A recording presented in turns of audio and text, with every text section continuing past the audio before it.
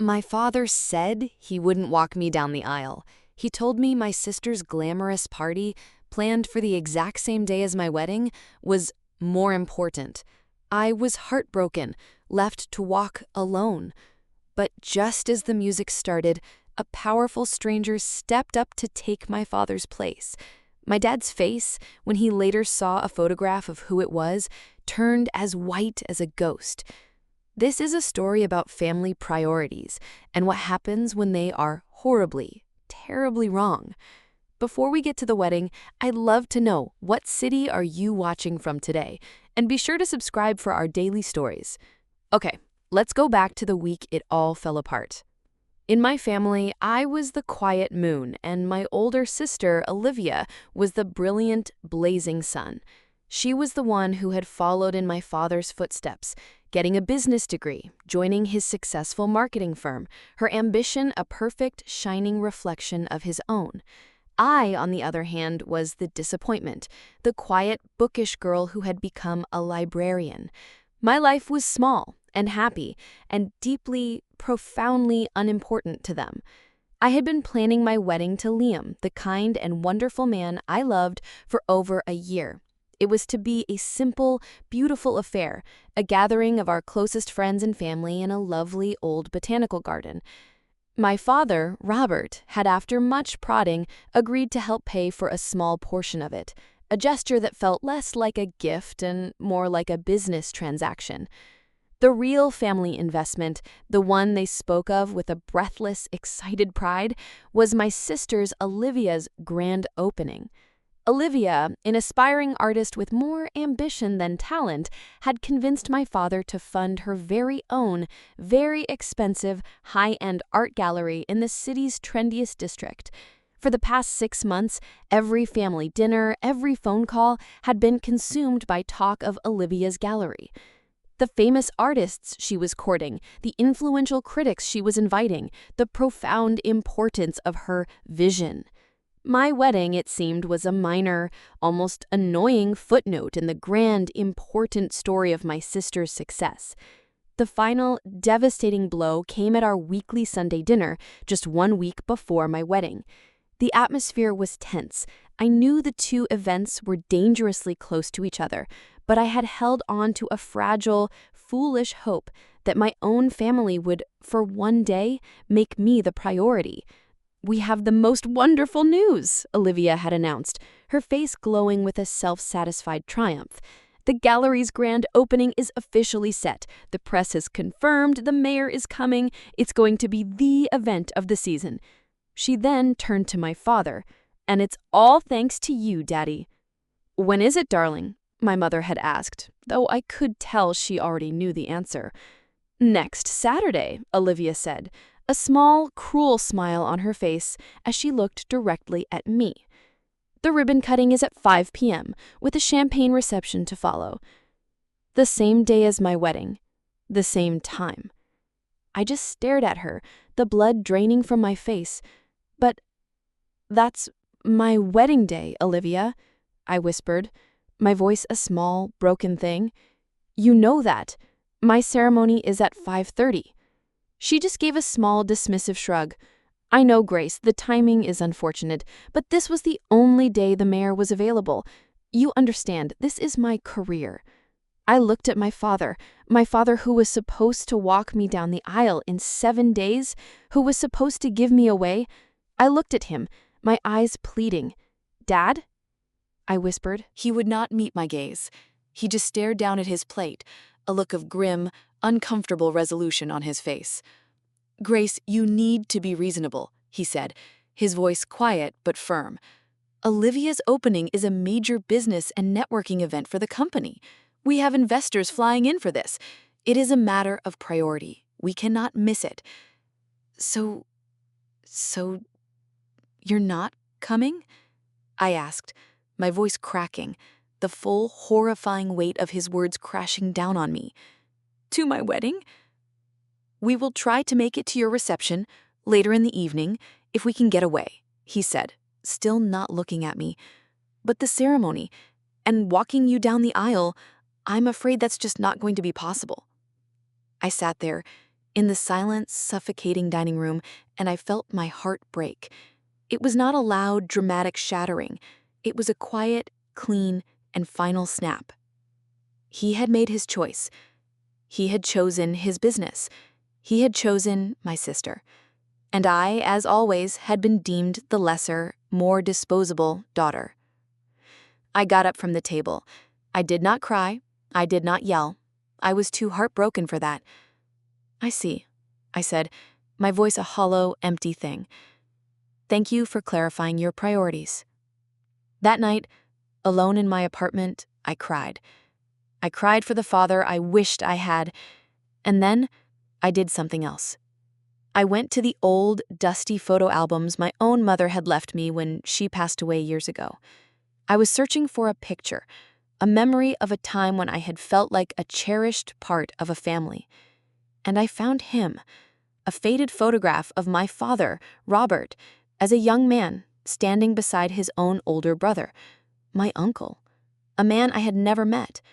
The stories were a vague, whispered family legend.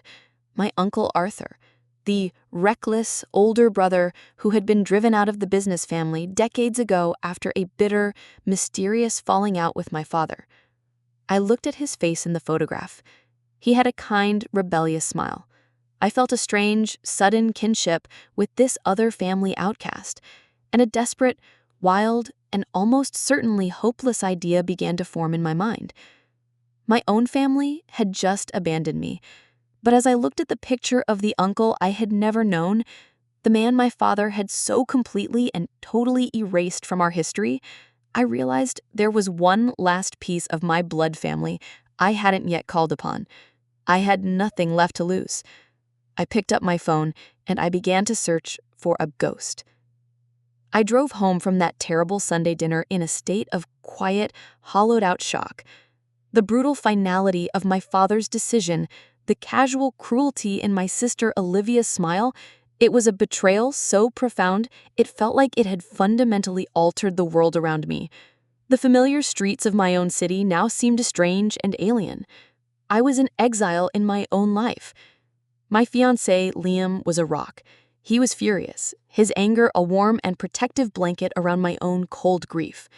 "We'll cancel," he had said, his voice a low, steady growl. "We'll elope. We don't need them, Grace. We just need us." But I had shaken my head. "No," I had said, a new, stubborn, and unfamiliar resolve beginning to form in the ruins of my heartbreak. "No, I have been the lesser daughter my entire life. I have been the quiet one, the one who doesn't make waves. I will not let them make me disappear on my own wedding day. We are going to have our wedding, and it is going to be beautiful, with or without them." I had to continue with the final, joyful preparations for my own wedding, all while nursing the fresh, open wound of my own family's abandonment. I went to the final dress fitting alone. I sat with the florist, surrounded by the beautiful, vibrant colors of a celebration I now knew would be tinged with a deep and profound sadness. Every congratulations from a well-meaning vendor was like a small, sharp paper cut on my soul. But in the quiet, lonely hours of the night, I was not planning a wedding. I was on a mission. The old photograph of my father and his estranged older brother, my Uncle Arthur, had become an obsession. I sat at my laptop, my skills as a librarian, a professional seeker of information, now turned to a deeply personal quest. I was hunting for a ghost. The public records were a dead end. But I dug deeper, into the archives of old business journals and society pages from 30 years ago. I began to piece together the real story, not the sanitized version my father had always told. My grandfather's company, Prescott Industries, was supposed to have been inherited by the older son, my Uncle Arthur. He had been the brilliant, charismatic heir. My father, Robert, had been the quiet, steady, and unremarkable younger brother. Then, 30 years ago, there had been a scandal. The articles were vague, full of legal jargon and sealed records. They were accusations of a risky, catastrophic business deal, of corporate malfeasance. And at the end of it all, Arthur, the golden boy, was out, publicly disgraced and disowned by his own father. And my father, the quiet, steady Robert, had reluctantly stepped up to save the company from ruin. He had been the hero of the story all along. It was a story that was just a little too perfect. After days of digging, I finally found him. It was not on any social media or in any business registry. It was a small, almost invisible mention in an article about a private, anonymous philanthropic foundation that was doing incredible work with at-risk youth. The foundation was called the Phoenix Trust, and on its board of directors was a single, reclusive chairman, Mr. Arthur Prescott. I had found my ghost. I stared at the phone number for the foundation for an entire day, my hand hovering over my own phone, my heart a frantic, terrified bird in my chest. What was I doing? What did I expect? He was a man who had been betrayed by his family. Why would he want anything to do with the daughter of the very brother who had taken his place? But the thought of walking down that aisle completely alone, of having no blood of my own to stand with me on the most important day of my life, was a pain I could not bear. I had to try. With a trembling finger, I dialed the number. A polite, professional assistant answered. "The Phoenix Trust, how may I help you?" "Hello," I began, my voice a dry, nervous croak. "My name is Grace Prescott. I believe your chairman, Mr. Arthur Prescott, is my uncle. I need to speak with him." There was a long, skeptical silence on the other end of the line. "I'm sorry, ma'am. Mr. Prescott does not take unsolicited calls." "Please," I begged, the tears I had been holding back all week now welling in my eyes. "Please, just tell him it's Robert's daughter. Tell him I'm getting married on Saturday. And tell him I'm sorry." The assistant, perhaps moved by the raw, genuine pain in my voice, finally relented. "Please hold," she said. I waited for what felt like a lifetime, and then a new voice came on the line. A voice that was deep and powerful and full of a quiet, weary authority. "This is Arthur," he said. "To what do I owe the pleasure of this unexpected phone call after 30 years of silence?" I told him everything. I told him about my wedding. I told him about Olivia's gallery and about my father's choice. I told him that I was not calling to ask for anything, not for money, not for him to take my side. I told him that I felt alone and that I had found his picture and that I had felt a sudden, desperate need to connect with the only other person in the world who might understand what it felt like to be cast aside by my father. He listened in a long, heavy silence. When he finally spoke, his voice was not unkind, but it was not warm either. It was the voice of a man who had learned long ago not to trust anyone. "I see," he said. "Well, Grace, thank you for your call. I wish you happiness in your marriage." And then he hung up. I sat there, holding the silent phone, a fresh wave of rejection washing over me. It had been a foolish, desperate gamble, and it had failed. I was well and truly alone. My family had made their choice, I had reached out to a ghost, and he had, as ghosts do, simply vanished. The morning of my wedding arrived, a bright, beautiful, and heartbreakingly sunny day. I stood in the back of the church in my beautiful white dress, my few loyal friends at my side. The organ began to play the first familiar and triumphant notes of the bridal march, and I took a deep, shuddering breath, preparing myself to take that long, lonely, and final walk down the aisle. By myself. I had no idea that just a few feet away, in a sleek, black town car that had just pulled up to the curb outside the church, my ghost was having a very interesting conversation of his own. The first deep, resonant notes from the church organ began to swell, a familiar, beautiful, and heartbreaking sound that signaled the beginning of my long, lonely walk. My few loyal bridesmaids had already made their way down the aisle, their faces a mixture of love for me and a quiet, simmering anger on my behalf. And now it was my turn. The heavy, carved oak doors of the church stood open before me, and beyond them, at the far end of a long, sun-drenched aisle, was my future. My wonderful, loving fiancé, Liam, was waiting for me, his face a picture of anxious, supportive love. I took a deep, shuddering breath, my hand clutching my bouquet of white roses so tightly that I could feel the thorns pressing into my palm. This was it, the moment I had dreamed of my entire life, and the moment I had been dreading for the past 7 days. The moment I would walk down the aisle, a public spectacle of a daughter abandoned by her own father on her wedding day. I lifted my chin, a single hot tear escaping and tracing a path down my cheek, and I took the first difficult step forward alone. But before my foot could land, a long, black, and impossibly elegant town car glided to a silent stop on the street just outside the church doors. The back door opened. A man stepped out. He was not the ghost from the faded photograph. He was older, of course, his hair a distinguished silver gray, but he radiated a power and a confident, quiet authority that was unmistakable. He was dressed in a perfectly tailored dark suit, and he moved with a grace that belied his age. He walked up the church steps, his sharp, intelligent eyes, my eyes, scanning the scene and landing with a profound and unreadable intensity on me. I froze in the doorway, my heart hammering against my ribs. "Uncle Arthur?" I whispered, the name a strange, foreign thing on my tongue. He stopped in front of me, a small, sad, and deeply ironic smile on his face. "In the flesh," he said, his voice a deep, powerful baritone that was nothing like my father's. "I received your invitation, and I confess it intrigued me." I didn't think you would come," I stammered, my mind a complete, chaotic blank.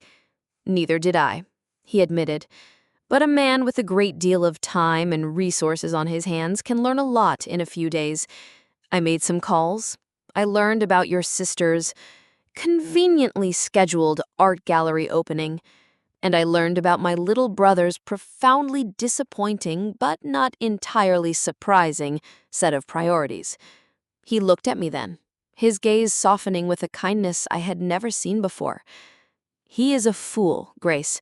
He has always been a fool, but his foolishness will not be the thing that defines this day for you." He then did something that made my own treacherous heart stop. He offered me his arm, a simple, elegant, and powerful gesture.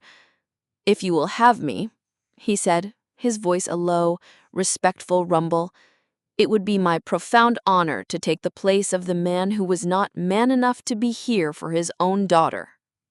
The tears I had been holding back all week finally came, not tears of sadness, but of a profound, overwhelming, and cathartic relief. I took his arm, my trembling hand resting on the expensive fabric of his suit. "Yes," I whispered. "Yes, please." Together, we turned to face the aisle.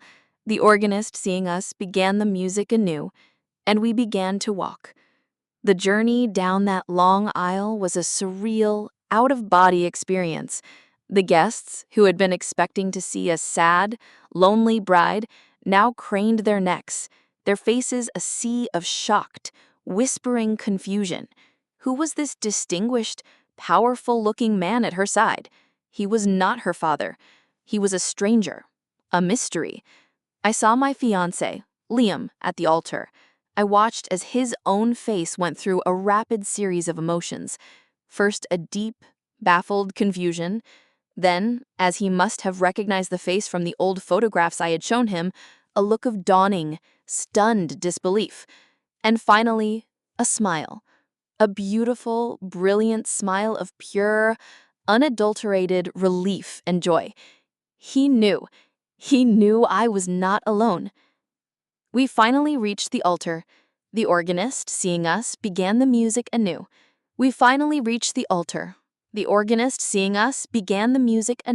The priest, a kind man who was as confused as everyone else, looked at my uncle.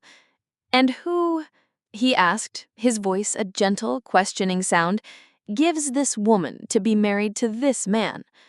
My Uncle Arthur looked out over the sea of confused faces, and then he looked directly at me. His voice, when he spoke, was a clear, strong, and powerful declaration that seemed to echo off the high, vaulted ceilings of the church. I do. Arthur Prescott, her uncle, and, he paused, letting his words land with their full, deliberate weight, the true head of this family. The name Prescott, my name, his name, landed in the quiet church with the weight of a dropped stone. I saw a ripple of shock and dawning, horrified recognition go through the few older guests who understood the significance, who knew the old stories. My father had abandoned me for a party he thought would cement his status as the sole, powerful head of the Prescott family. He had no idea that his estranged older brother, the man he had tried so hard to erase from history, the man who was supposed to be a disgraced and broken failure, had just returned from a 30-year exile to publicly and very, very powerfully claim me as his own. And I knew in that moment, as I took my husband's hand, that the quiet, polite war for the soul of my family had just begun, and I had just been given the most powerful and most unexpected ally in the entire world. While I stood at the altar, bathed in the warm, life-affirming glow of my husband's love and the quiet, powerful presence of my newfound uncle, another party was in full swing across town. It was a colder affair, a celebration not of love, but of commerce and ego. The grand opening of my sister Olivia's art gallery was, by all accounts, a spectacular success. The room was packed with the city's most influential critics, collectors, and socialites. Champagne flowed like water, and at the center of it all, holding court like a king in his throne room, was my father, Robert Prescott. He was in his element. He moved through the crowd with an easy, confident charm, accepting congratulations on his daughter's brilliant vision, a vision he had, of course, entirely funded. This event was not just a launch for Olivia, it was the coronation of Robert as the undisputed head of the Prescott family, the man who had successfully guided the family empire, Prescott Industries, to new heights after his older brother Arthur had been so disgracefully cast out 30 years ago. He was the victor, the survivor, the king. I can picture the moment with a clarity that is almost painful. He is standing with a small group of his most important business associates, a glass of expensive champagne in his hand. He is laughing, a deep, satisfied sound. His golden child, Olivia, is at his side, radiant and triumphant. His wife, my mother, is beaming with a pride that is almost blinding. Their victory is absolute. They have successfully prioritized what was important, and their perfect evening is unfolding exactly as planned. It is in this moment of supreme, arrogant triumph that a minor guest, a mutual business acquaintance who had attended my wedding ceremony before rushing over to the gallery opening, approaches my father. "Robert, a magnificent evening," the man says, shaking my father's hand, "and my sincerest congratulations to you and your other daughter, Grace, as well. I was just at her wedding. A beautiful ceremony." My father's smile tightens slightly at the mention of my name. "Ah, yes," he says, his voice a condescending drawl. "Grace's little wedding. A shame we had to miss it. But business is business. One must have priorities." "Of course," the man agrees.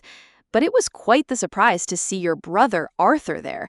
I haven't seen him in 30 years. He looks wonderful. A real titan. And for him to step in and walk Grace down the aisle, a very powerful and very public statement of family unity. It was quite moving."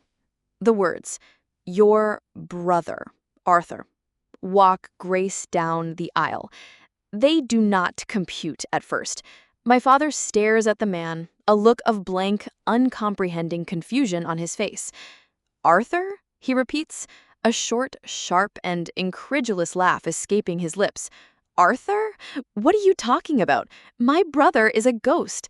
He hasn't shown his face in this city in 3 decades. Well, he was there today, the man says, now a little uncomfortable, sensing he has made a social misstep. He fumbles for his phone. I took a photograph, a beautiful moment. He finds the picture and holds up the screen for my father to see. And there it is, the image that will bring his entire world crashing down. It is a picture of me, his abandoned daughter, looking radiant and happy. And on my arm, his hand holding mine with a look of fierce, protective pride on his face, is my Uncle Arthur, looking not like a disgraced and broken man, but like the powerful, formidable, and legendary businessman he once was. I was told later that the color drained from my father's face, as if a plug had been pulled at the base of his neck. The champagne flute he was holding slipped from his nerveless fingers and shattered on the polished gallery floor. The sound was the only thing that broke the sudden, terrible silence that had fallen over their small, powerful circle. He just stared at the photograph on the small phone screen, his mind a screaming chaos. His brother, his exiled, forgotten, and supposedly ruined older brother, the man he had betrayed and cast out to secure his own rise to power, was back. And he had not returned to beg for forgiveness. He had returned to publicly and very pointedly align himself with the one person my father had just so cruelly and publicly cast aside, me. He finally understood. This was not a coincidence. This was not a sentimental gesture. This was a move on the chessboard, a declaration of war. My uncle, a man my father had always known was a far more brilliant and ruthless player than he was, had just, after 30 years of silence, made his first devastating move. And he had used my wedding, the wedding my father had deemed unimportant, as his stage. The party, the celebration of his and Olivia's triumph, was over. He looked around the glittering room, at the empire he had built on a foundation of betrayal, and he felt the ground, for the very first time in 30 years, begin to tremble beneath his feet. The ghost he thought he had buried long ago had just returned, and he had just publicly chosen his champion. And it was me. I walked out of the church and into the bright, sunlit afternoon, not as a lonely, abandoned bride, but as a woman whose entire world had just been cracked wide open, revealing a new and unbelievable horizon. My husband, Liam, stood beside me, his hand holding mine, his face a picture of pure, dazed joy and relief. And my uncle, Arthur Prescott, the ghost from the photograph, the man who had just publicly claimed me, stood with us, a quiet, formidable pillar of strength. The wedding reception that followed was a strange and wonderful affair. The empty chairs reserved for my parents, my sister, and the rest of my family were a stark, silent testament to their choice. But the room was not empty. It was filled with the love of my true friends, my husband's wonderful family, and, at the head table, my new and most powerful ally.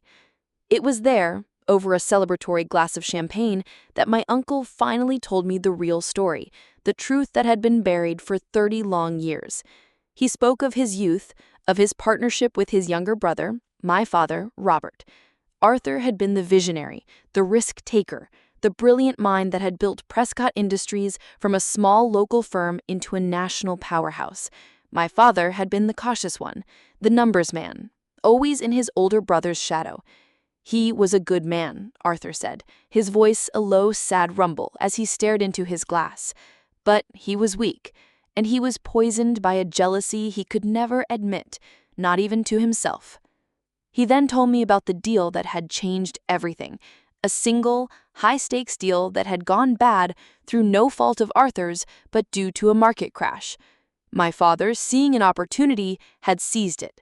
He had conspired with the other board members, using forged documents and false testimony to paint Arthur as a reckless, incompetent leader who had almost destroyed the company. He had engineered a hostile takeover of his own brother's legacy. Arthur, to avoid a public, family-destroying scandal, had accepted a small buyout and had agreed to walk away, to disappear on the condition that my father would always take care of his family. I have spent the last 30 years, Arthur said, his eyes now hard as steel, building a new empire, a bigger one, a better one, and I have been watching him. I watched as he turned my company, our father's company, into his own personal kingdom. And I watched, he said, his gaze now softening as it landed on me, as he made the same mistake all weak kings make.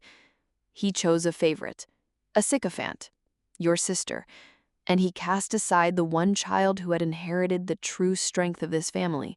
Your strength, Grace. Your quiet, resilient, and honorable strength. He raised his glass to me. Your call, he said, was a reminder. It reminded me that a legacy is not about a company. It is about the character of the people who carry your name. And his character has been found wanting. It is time for a new head of this family. It was then that he made me the offer, an offer so audacious, so life-altering, that I could barely comprehend it. He told me he had no children of his own. He had spent his life building a new fortune, and he needed an heir, someone to carry on his real legacy. I want you to come and work with me, Grace. I want to teach you everything I know. I want you to be my successor. The phone calls from my father started during the reception. He had seen the photos. The news of Arthur's spectacular return and his public endorsement of me had spread through the city's elite like wildfire. His frantic, terrified voicemails were a stark contrast to the calm, powerful man I now sat beside. I did not answer. The next day, I sent him a single text message. I believe you were busy attending a more important event. As you said, one must have priorities. I then blocked his number and the number of my sister and my mother. I was done. Over the next year, under the expert and utterly ruthless tutelage of my Uncle Arthur, I learned. I learned about business, about power, about strategy. I had not just inherited my grandmother's quiet nature, it turned out I had also inherited my uncle's brilliant mind for business. The final act took place not at a party, but in a cold, sterile boardroom. My uncle, through his own much larger holding company, had initiated a formal and very hostile takeover of the now struggling Prescott Industries, a company that had floundered under my father's weak leadership. I sat across the long, polished table from them. My father, a man who now looked old and tired and defeated, and my sister, Olivia, her face a mask of bitter, resentful fury. They had lost. Their company, their legacy, the source of all their power and their pride, was now ours. I had come to this meeting with this single purpose. After the lawyers had finalized the details, I made my one and only statement. I announced that the first act of the new leadership would be to dissolve the Prescott Arts Grant, the vanity project that had funded my sister's gallery, the gallery that had been the reason for my father's betrayal. Its funding was to be redirected to a new national scholarship program for underprivileged students. As I walked out of that boardroom, my new life stretching before me, I thought about my wedding day. My father had abandoned me because he believed my sister's party was a better investment in his own status. He had made a choice based on a cold, hard, and deeply flawed calculation of my worth. He had no idea that his quiet, unimportant daughter, the one he had so casually cast aside, was about to become the single greatest and most devastating liability he had ever known. He had chosen his side, and I, with the help of the ghost he thought he had buried, had chosen mine. An absolutely epic story of family loyalty and a father who made a terrible, terrible choice. What a powerful way for the uncle to show his support. This story had a huge public fallout. What do you think of the uncle's decision to step in? Was it the perfect act of support, or did he go too far? Let us know in the comments below. If you were cheering for Grace and her powerful uncle, please show your support by hitting that like button and be sure to subscribe for more incredible stories of family karma. Don't forget to click the notification bell so you never miss an upload. Thanks for watching, and we'll see you in the next one.